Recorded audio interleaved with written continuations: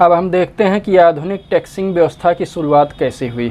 दरअसल आधुनिक टैक्सिंग व्यवस्था की शुरुआत सबसे पहले ब्रिटेन में होती है। ब्रिटेन में उस समय मुझे एग्जैक्ट सन तो नहीं याद है, गूगल कर लीजिए पता चल जाएगा। ये ब्रिटेन में टैक्स व्यवस्था लागू की गई।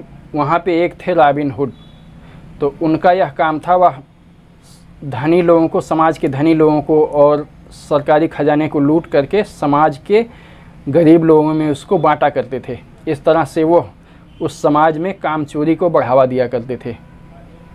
लोगों को इस बात की आदत डाल रहे थे कि तुम काम मत करो और हम तुमको लूट करके ये चीज़ें देंगे। इस तरह से ब्रिटेन में वो काम चोरी की प्रथा को, काम चोरी की आदत को बढ़ावा दे रहे थे। इससे लोगों में काहिल और निकम्मेपन की बढ़ोतरी हो, इसकी वो बढ़ावा कर रहे थे।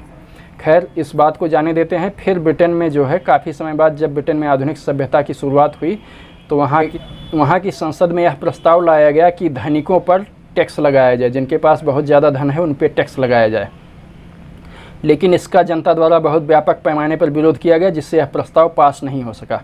फिर उन्होंने वहाँ की जनता को एक झुंझुना पकड़ाया। उन्होंने कहा कि अगर जो मध्यम वर्ग और गरीब वर्ग के लोग थे उनको एक झुंझुना पकड़ाया कि जैसे प्राचीन काल में रॉबिन हुड धनी लोगों को लूट करके गरीब और मध्यम वर्ग में पैसे बांट करके आर्थिक समानता लाया करता था, उसी तरह से सरकार का भी करने का विचार है। और इस टैक्स व्यवस्था के द्वारा हम जो धनिक हैं, जिनके पास समाज का बहुत ज़्यादा धन इकट्ठा हो गया, उन पर टैक्स लगाएंगे और गरीबों में उस पैसे से कल्याणकारी योजनाएं लागू करेंगे और उनमें पैसे को बांटेंगे। तो इस तरह के झुंझुने की लालच में वहाँ की जनता ने, वहाँ के मध्यम और निम्न वर्ग ने वहाँ के पूंजीपति और उद्योगपति वर्ग के विरुद्ध आंदोलन छेड़ दिया और इस प्रस्ताव को पास करा दिया वहाँ की संसद में। एक बार जब यह प्रस्ताव पास हो गया तो फिर वहाँ के धनिकों पर टैक्सिंग व्यवस्था लग गई और फिर सरकार को धनिकों से टैक्स वसूलने का रास्ता खुल गया। अब सरकार धनिकों से टैक्स वसूलती थी और फिर दुनिया भर की योजनाएं बनाती थी। यह कार्यक्रम ऐसे चल निकला। लेकिन धीरे धीरे धनिकों के पास पूंजी है, उनके पास दुनिया भर की व्यवस्था है और व्यापारिक गतिविधियां बहुत बड़े पैमाने पर वही संचालित करते हैं।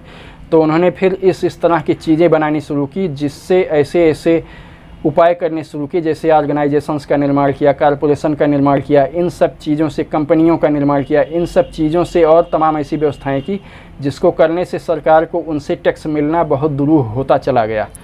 और फिर सरकार के मुंह में चूँकि खून लग चुका था टैक्स वसूलने का, तो उन्होंने अपने टैक्स कलेक्शन को बढ़ाने के लिए जनसामान्य को भी इस दायरे में लाया। और पहले बार जब ये प्रस्ताव ला रहे थे तो जैसे मध्यम और निम्न वर्ग ने धनिकों के खिलाफ इस प्रस्ताव में सरकार का साथ दिया था, इसी तरह से इस बार धनिकों ने मध्यम और निम्न वर्ग के विरुद्ध सरकार का इस प्रस्ताव को लाने में साथ दिया और इस तरह से धनिकों ने इस प्रस्ताव को पास करा दिया। इसके बाद यह हुआ कि सामान्य और मध्यम वर्ग से भी, मध्यम वर्ग, सामान्य या फिर निम्न वर्ग से भी एक सीमा तक टैक्स सरकार वसूलने लगी कि हम इससे बाकी लोगों को जन कल्याणकारी योजनाएं चलाएंगे और इस तरह की तमाम बातें करके उनको भी टैक्स वसूली के दायरे में ले आए। अब धीरे धीरे समय बीतता गया। जो पूंजीपति हैं विदेशी समाज में, वो सरकार को चलाने के लिए दुनिया भर का अनुदान और टैक्स इत्यादि देते हैं। तो उन्होंने इस टैक्सिंग व्यवस्था में अपने लिए दुनिया भर के प्रावधान किए और अपने आप को टैक्सिंग व्यवस्था से, टैक्स देने से बहुत हद तक बचा लिया। अपना टैक्स बचाने के उन्होंने तमाम तरीके खोज लिए और जबकि मध्यम वर्ग और निम्न वर्ग ऐसा नहीं कर सका और सरकार का टैक्सिंग शिकंजा इन लोगों पर बहुत ज़्यादा कसता चला गया और इसके चलते उद्योगपति, पूंजीपति वर्ग तो वहाँ पे आराम से हैं, लेकिन मध्यम और निम्न वर्ग की कसर निकली हुई है। अब आज हम भारतीय समाज को देखते हैं तो यही व्यवस्था भारतीय समाज में भी लागू है। इसे हम पता करते हैं, देखते हैं कि यह भारतीय समाज में कब और कैसे लागू हुई। जब सन 1857 की क्रांति हुई तो फिर क्रांति को जब भारतीय गद्दारों के सहयोग से अंग्रेज़ों ने, जब भारतीय गद्दारों के सहयोग से इस क्रांति को अंग्रेज़ों ने पूरी तरह से कुचल दिया, तो ब्रिटेन की संसद में, वहाँ की पार्लियामेंट में इस विषय पर चर्चा हुआ कि यह क्रांति हुई कैसे। इसको होने के लिए महीनों तैयारी की गई होगी, सामान को इधर से उधर लाया ले जाया गया होगा और बहुत सारा धन लगा होगा।